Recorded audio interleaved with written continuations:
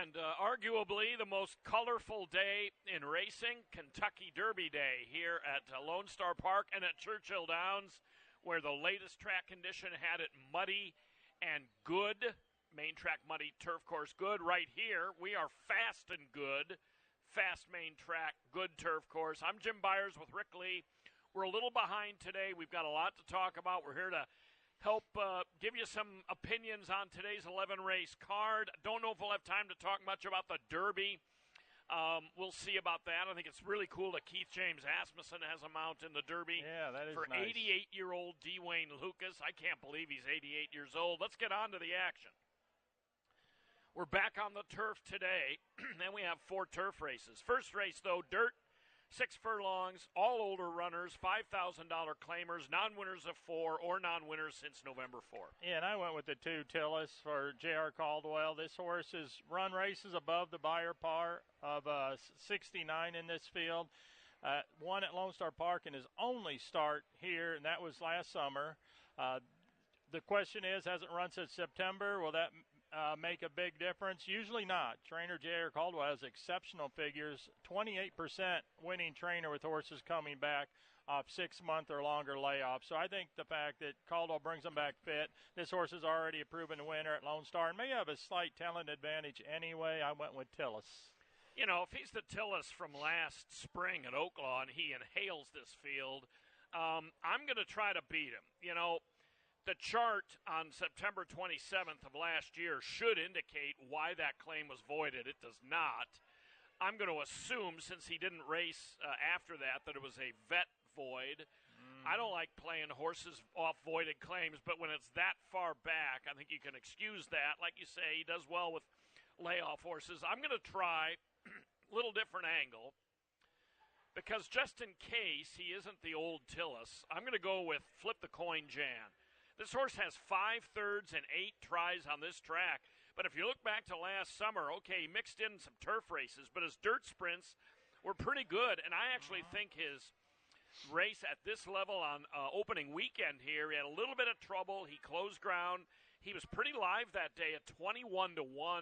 And I just think in a race where the favorite's coming off a many-month layoff and, was claimed for $30,000 just a couple of years ago and, might be past his prime. Who knows? I'm going to take a shot with Flip the Coin Jan. Yeah, it's the right time to do it.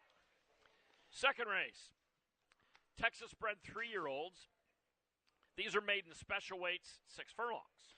Yeah, I like the 7 True North for trainer Broberg. This horse is ran in February at Houston, ran a pretty good race in similar company. If you go back to what he did as a 2-year-old, he debuted here on the 3rd of July, ran a really nice race for a 2-year-old, finishing second, earning a Beyer of 50. If you project forward, a horse able to run that fast in July of their 2-year-old year, certainly this time of the year as a 3-year-old should be able to run a much better race. Seems to like to run while fresh. Blinkers on for the first time. Yeah, I mean, I can't add much to that. Result-wise, his debut here might have been his best race, although, his performance in the Groovy at 16-1 wasn't bad. To me, I was pretty formulaic in this one. Comes the Sun, second pick. Vino Texas Jess is that Vino Rosso colt that was going to start here on the first Saturday of the meet, and that got canceled when the whole card was rained out. Since then, he had a pretty quick half-mile breeze. They paid a lot for this colt, $165,000.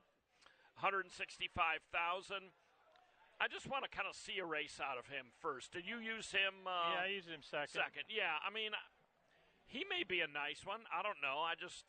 Yes, it's this field seems like a suspect maiden special weight. One of us should have probably picked him. I will say this: if this horse gets lit up on the tote board, I would say he's going to the winner's circle because this is not a strong field, and if this horse can run, then the money will show. Yeah, exactly. On to the third. We're on the turf here. 7.5 furlongs. These are non-winners of 2 Philly claimers, and 1 scratch out of here, number 6, Cairo Moon. Yeah, and I went with the one horse, Araniti, for Dick Cappellucci. This horse was 2-1 at Santa Anita in March. I mean, if you're 2-1 in a non-winners of 2 for 35. I mean, you'd assume you'd be a pretty short price here at Lone Star Park. He's got good early speed. He's done nothing but sprint. This will be the first try around 2 turns. I assume with a good break, he'll go right to the front and just play catch me if you can. Yeah, Harry Hernandez is off to a great start. He's putting his horses in great position. One note for Santa Anita aficionados, you know, they don't always run 6.5 down the hill anymore like they used to. They can now run 6.5 with one turn like we run 5/8 races here. His last race, the one where he was 2-1, was just a conventional, you know, flat track 6.5 sprint. But his U.S. debut on Jan 6 was down the hill. It's also interesting for him, Rick. He's 1 for 6 lifetime. He comes from, he's a French bred that she came from Ireland, but her one win was on synthetic. So she hasn't won yet on the grass, even though her form in Southern California should allow her to win this one. Army Kitten is intriguing as well for Caldwell. First time on turf, second off a really long layoff. Former Tom Amos trainee. You know, she kind of held her own way back when at Fairgrounds in Oaklawn. I'm curious to see how she takes. Well, she has a very green pedigree. Yeah, Army Kitten's Kitten. Joy on the bottom side. And I do like it when a horse, even though it's run 5 times on dirt, I like it when they have at least tried to get a horse on turf before. That tells me right off the bat they thought they may have had a turf horse, and now that finally gets an opportunity. On to Lone Star's 4th out of 11 today. My top pick scratched out of here, Mo Tap. I see you were going with board certified all the way. Scratch the 2, Mo Tap. Scratch the 5, Disco Dancing. These are non-winners of 3 going 6.5. Yeah, it's not the 2 wins in 33 races that hooked me on board certified. Some of these types, they do win. I like the recent form. You draw a line through the turf race, badly overmatched also, so that race was actually credible. A route race before that where, you know, he was in the lead after 6 1/2 furlongs, so that's a solid effort. The 2 previous races at this exact same condition at Houston were really tough luck defeats, basically 2 photo finish losses. So I'm thinking if he reverts back to those sprints at Houston, and I don't know why he wouldn't, then I'm going to give him the edge, even though he doesn't really have a very much of a winning attitude. I will say, I went back and watched Board Certified's last race. He broke pretty slowly. You know, he was impeded a bit as well. I mean, the horses on either side of him came in, but as we often see with the quarter horses, when you break slow, you're kind of asking for that because you're putting yourself in position to get pinched back. I don't think the impedance was all that big a deal just because he broke slow too and it was a sprint. Like you say, he was overmatched. That being said, I'm going with what is now the shortest price on the line and Union Data on the inside. Don't dismiss that Will Rogers form. You picked a horse last night in a really good short sprint that came straight out of Claremore. I mean, they run some good races there, and he comes out of a race where he ran last but was only beaten 6 lengths in a non-winners of 3 allowance field. Yep. His Houston form was good enough. I mean, he's another one that, to be charitable, spaces the wins apart a little bit. But I'm going to give him a shot. I really like Mo Tap off his opening weekend win here, but we can't worry about that. But I'm going to try Jake Gilmer. Big race for Union Data was when he finished second behind Ruggs. Ruggs is an Oaklawn horse, and this horse ran huge. Ed Beyer, he'd never been able to duplicate that since. But if he runs anything close to that, just put a circle around him. That jumps off the page at you, but it sure does. Maybe he'll round back into form here. Race 5. Bottom level maiden claiming fillies here in for 7,500. There's a field of 9, and they'll go 3/4 of a mile. Yeah, I'm going to go with the 9 Catholic Sioux. Another Catholic boy. We had one earlier in the meet. Catholic Guilt. Catholic Guilt was a winner. Just last week. Little relevance to this horse, admittedly, but this horse ran well at Oaklawn in January. A nice 4th place finish in maiden special weight company with Michael Hewitt. Broke Coburg gets the horse, runs just March 28th of this year in a maiden 30, and the horse was bet down to 4-1, which, wow, 4-1 at Oaklawn in a maiden 30. Yeah.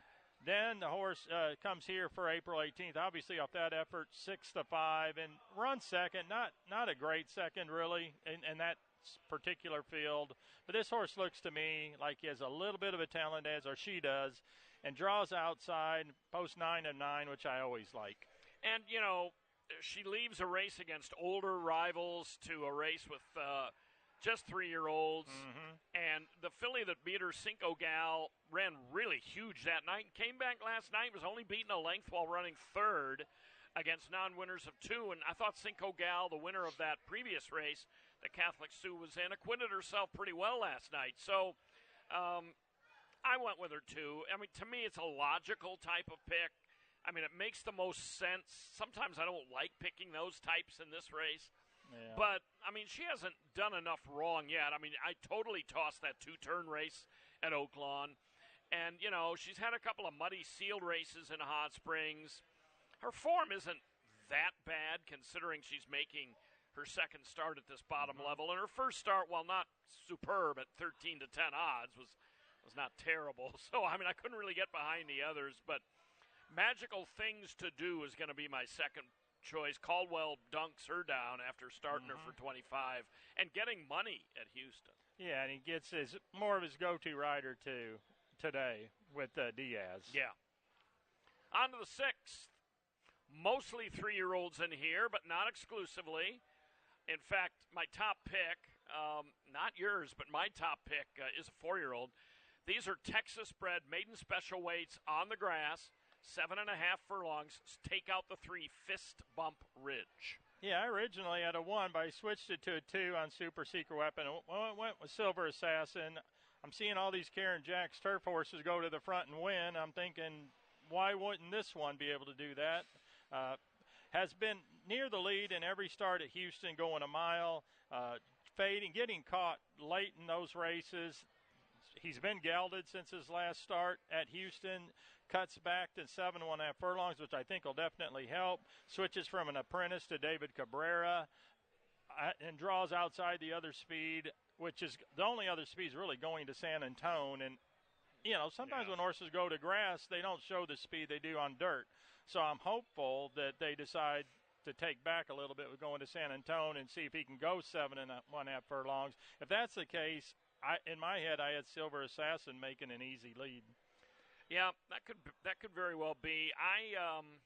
Going to San Antone. I mean, I remember last year. I think I jumped all over him as a pick on that July 3rd race when he was 7-5, and he ran second. And he ran against that Yo Soy Roy that ran last night.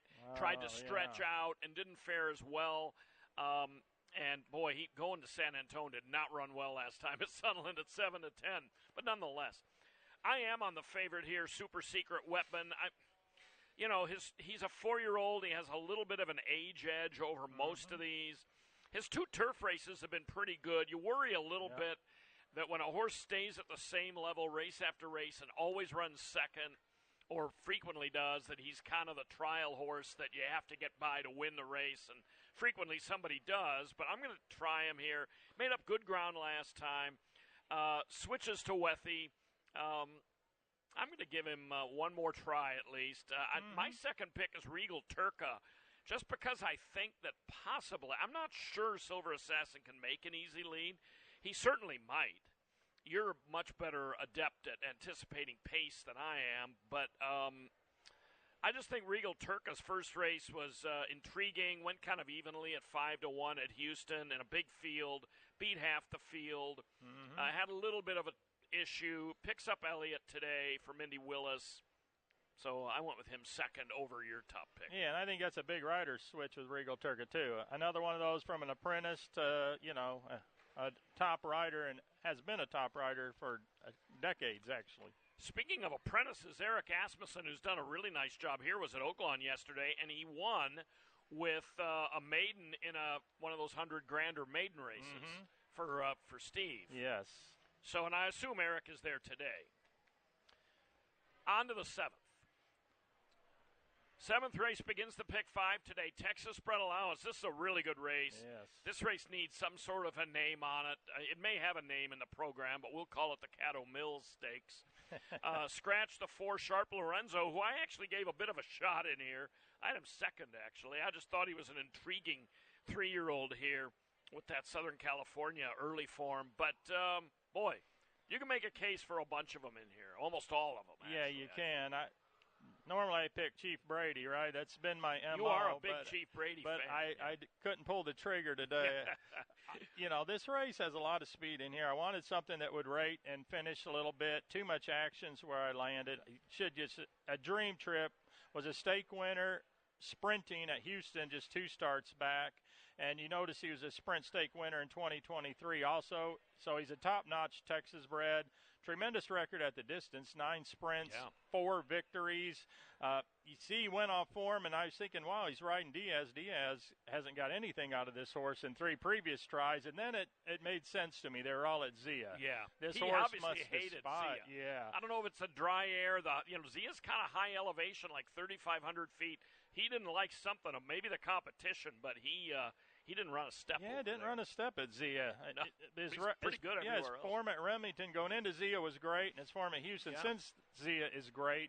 So I think, just kind of muddied up his consistency. So I'm going with too much action. And a great race. It really is. I mean, Josh's Dream comes out of a stake win against some of these. As I mentioned a couple weeks ago, he got rained out of a race, Josh's Dream, Zavala, and Chief Brady a couple of weeks ago here. Josh's Dream won that race fair and square. I just didn't think he looked very good finishing. I didn't think any of them looked very good finishing to the eye test, which can be deceiving. But I took Zavala second because I think maybe he has the best speed in here. You might be able to answer that better, but his pace figure certainly is pretty high. And, maybe he'll get out there and not look back. But I like Too Much Action, too. I love the turn back. He's sharp. On to the 8th. 1 mile, optional claimer. You can be in for $30,000, which a couple of them are. Or you can be in as a non-winner of 3. Or you can be in as a non-winner of 2 other than. Scratch number 6, Oak Hill LG. Yeah, this race has, it's a little less speed now with that scratch. I landed on the 1, Battle Strike for Ray Ashford. Been very good. This year comes off a nice win at Houston, an entry-level allowance. So just moving up 1 condition. Top rider David Cabrera, gets the call.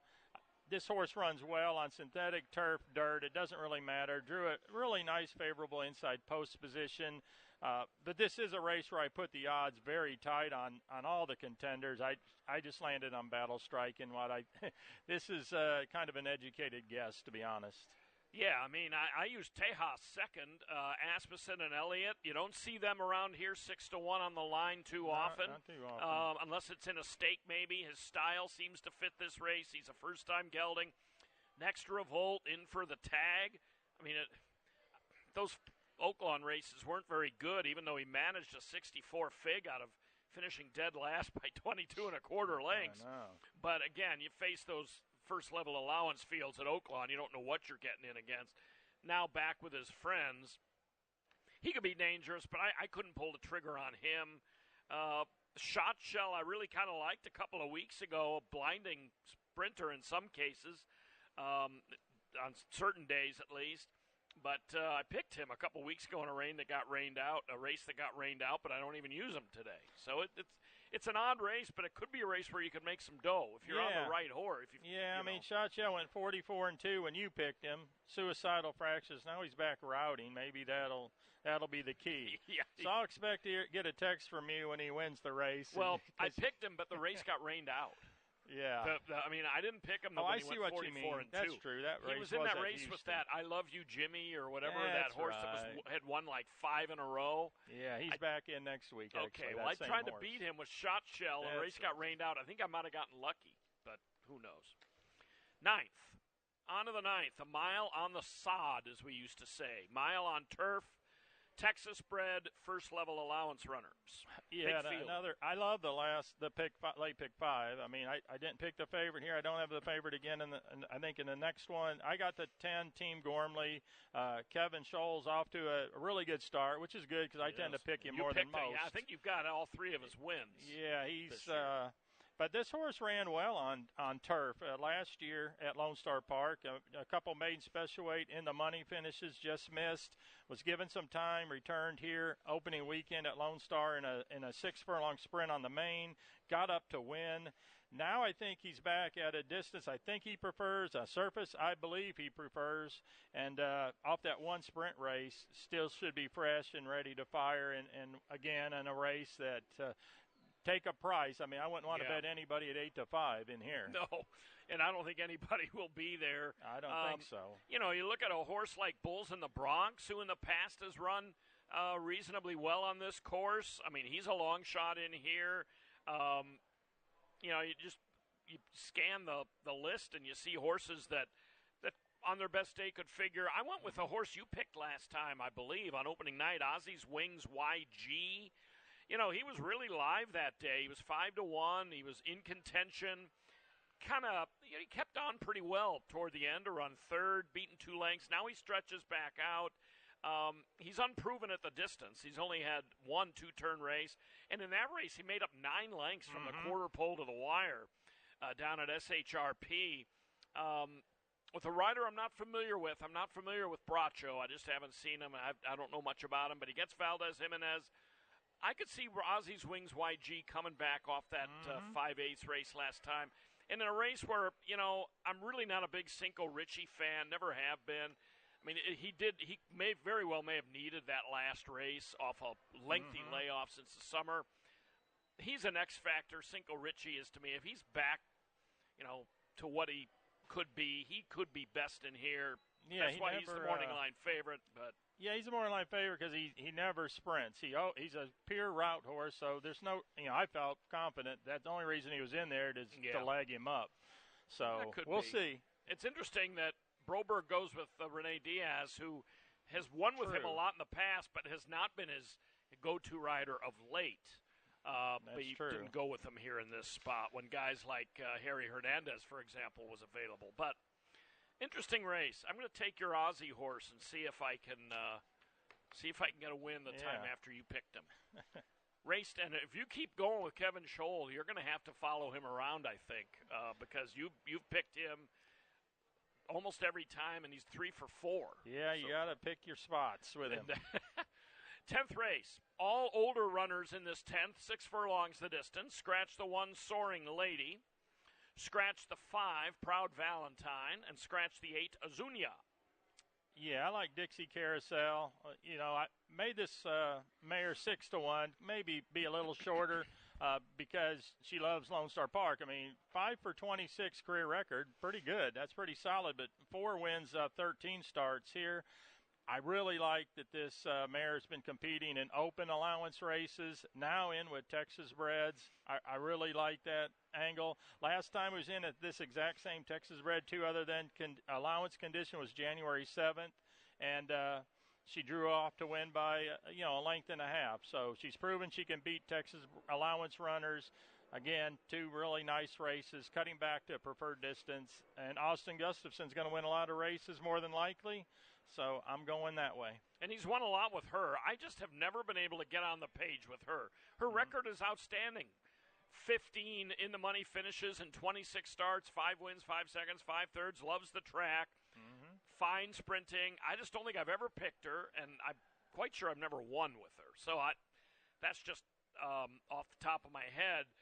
But, I mean, she's obviously a big contender, but I'm going with more peanuts. She beat Boys last time out, a non-winners of 3 claimer. This is an optional claiming 2 other than type race. Asmussen and Elliott combined. I took her just because I think she's going to be pretty forwardly placed, if not on the lead, and she's sharp. And I'm just going with the sharper filly in here in a race where, I think you could roll these out, every couple of weeks for a month, and you might see different winners. I agree. So I went ahead and took more peanuts, who's going to be maybe a bit of a short price, but at least as sharp. $7,406 in the carryover in the high five, which we were unable to offer yesterday because the Lightning knocked out the last race of the card last night. So it carries to today's 11th, claiming non-winners of 2, 7.5 on the grass. Scratch the 9, Miami Moonlight. Scratch the 10, Supreme Capo. This is going to be interesting because you picked Interstellar. I used him fourth. I always hate it when you pick a horse that I really don't like because you have 30-plus years of experience doing this. And I go way back in the sport, but not as a handicapper as long as you do. So we'll see. Somebody's going to be right in the 11th. Yeah, it's important that we know the 13 drew in because that's yes. going to be a major player in here. I'm a little concerned, actually. I should have given this horse a little more cred, I guess. But yeah, I didn't use the 13 on my picks. But yeah. Yeah, that Super R5 big carryover, I told you, I thought, just making out a little ticket what it would take, and when it popped up $288, I thought, wow. Well, that tells you it's a contentious race, at least underneath. I like the 2 and the 13. I think one of those two have a very good chance to win, but I went with Interstellar nonetheless. A nice third-place finish. Do note that race was a non-winners of 3. You might say the claiming price is less than today's, but that was a non-3. This is a non-winners of 2. Had some traffic troubles in mid-stretch at Houston, finishing a really nice third. Again, was claimed by Scott Young. I know off Asmussen, but Scott Young's a terrific horseman, and I just feel like this horse, dropping the condition, a good inside post position, a proven turf runner, I'm going that way. I'm going to go with Livingston. Comes off a sloppy track effort in a waiver claiming race at Oaklawn in mid-March where, he just stumbled and then raced in the back and I'm sure was not persevered with. But if you go back to last fall, the turf form was pretty good. Reeled off a number of good turf efforts last year. I'm going to go with him. Like you, in handicapping this morning, I kind of overlooked most Saturdays. I generally will not pick horses starting in 7.5 furlong races that far out. Although he doesn't have speed, so Hernandez may be able to tuck him in and work out a good trip. But I'm going to go with Livingston. And Grace's Hank is interesting to me. If I'd been a little more clued in to the also drawing in, I probably wouldn't have used Grace's Hank second. But this horse's pedigree kind of screams dirt. Mendelssohn was a have-to beholder who never ran on the turf but is in the Hall of Fame. Mendelssohn was very good, but I think almost entirely, if not entirely, dirt. But, this horse has been on the turf.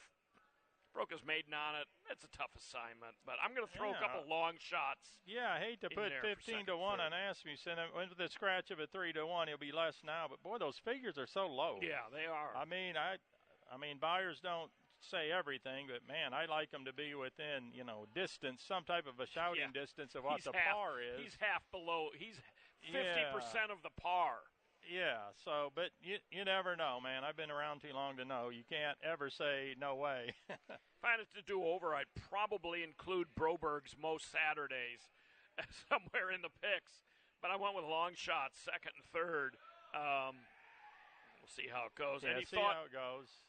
1 o'clock post today, 1:05 actually. We're starting a little early.